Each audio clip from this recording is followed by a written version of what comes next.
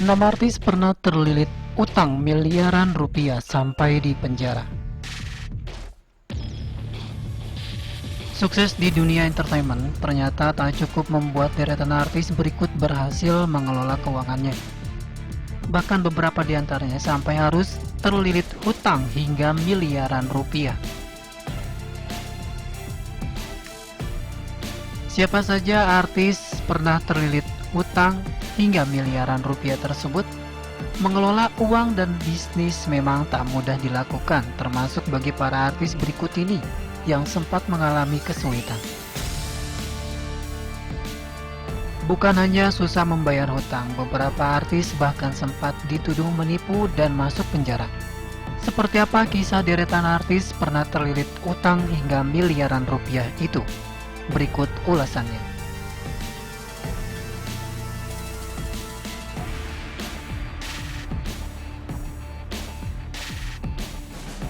Satu, Kevin Aprilio dan istrinya Vicky Melanie yang selalu ada ketika dirinya dilanda kesulitan. Anak ADMS dan Memes ini terlilit hutang sebanyak 17 M pada tahun 2014. Pasalnya pianis Viera Tale itu mengalami kebangkrutan karena bisnis forex. Dirinya mengaku sudah sampai pada tahap stres dan ingin bunuh diri karena dijauhi banyak orang dan beban moral nama besar keluarga. Proses pelunasan hutang dilakukan dengan segala macam kegiatan. Kevin menyebut pekerjaan kala melunasi hutang itu adalah palu gada atau apa saja lu butuh gue ada. Dirinya mengaku menjalani kegiatan manggung kesana kemari, menjual mobil, menjual properti, dan banyak hal lainnya untuk melunasi hutang. Untungnya semua hutang lunas di tahun 2019. 2. Angela Lee pernah mendekam di penjara karena kasus penipuan dan penggelapan tas mewah hingga 26 M. Ketika terjerat kasus itu, dia harus mendekam di Polres Sleman, Yogyakarta. Sang mantan suami sempat mengajak keluarga kecil mereka bunuh diri agar tidak merasakan utang sebanyak itu lagi. Tidak hanya itu, Angela Lee juga pernah memiliki kasus hutang dengan Lee Jong Hun sebesar 225 juta rupiah. Akhirnya Angela Lee bertemu dengan salah satu pengacara yang membantunya menyelesaikan kasus secara bertahap. Setelah bercerai dengan suami pertamanya, kehidupan Angela Lee membaik. Dia menikah lagi dengan pengusaha kaya dan menata kembali hidupnya.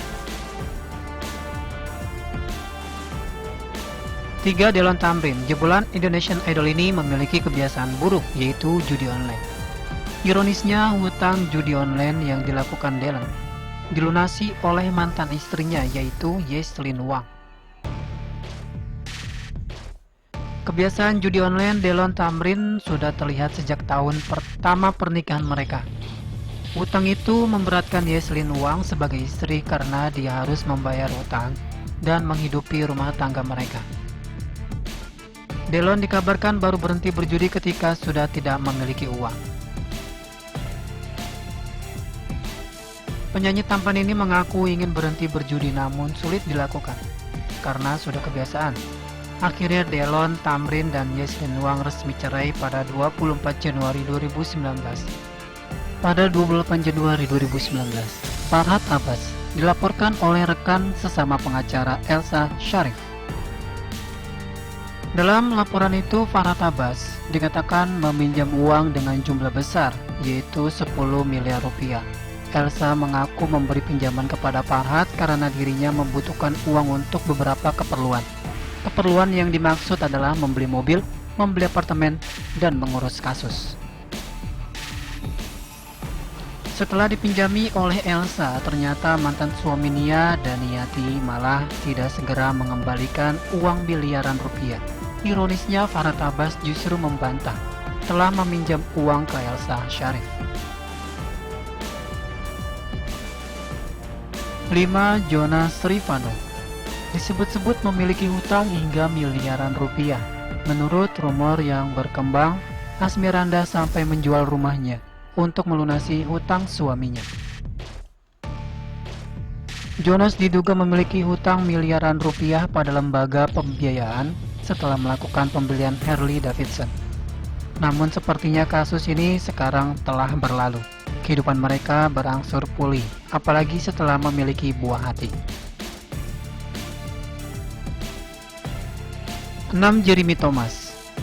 Kasus pelik yang terjadi selama 5 tahun ini melibatkan WNA Alexander Patrick Morris dan Jeremy Thomas. Morris melaporkan Jeremy Thomas karena telah melakukan penipuan jual beli aset villa dengan nilai 16 miliar rupiah ke Polda Bali pada 7 Oktober 2014. Titik terang baru terlihat di tahun 2019. Di tahun tersebut terungkap penipuan yang diduga dilakukan Jeremy ternyata sebesar 45 miliar rupiah. Karena awalnya Jeremy mengaku telah menjual tanpa transparansi kepada Morris sebagai pemegang hak sewa konversi tanah. Pada tahun 2016, Villa Kirana dipainstall oleh Morris Patrick yang nilainya 45 miliar rupiah, lalu Jeremy hanya menjual dengan harga 17 miliar rupiah. Hasil penjualan tidak sampai ke Morris. Jeremy juga secara diam-diam menipu kliennya dengan menjual villa kepada pihak lain tanpa memberitahu.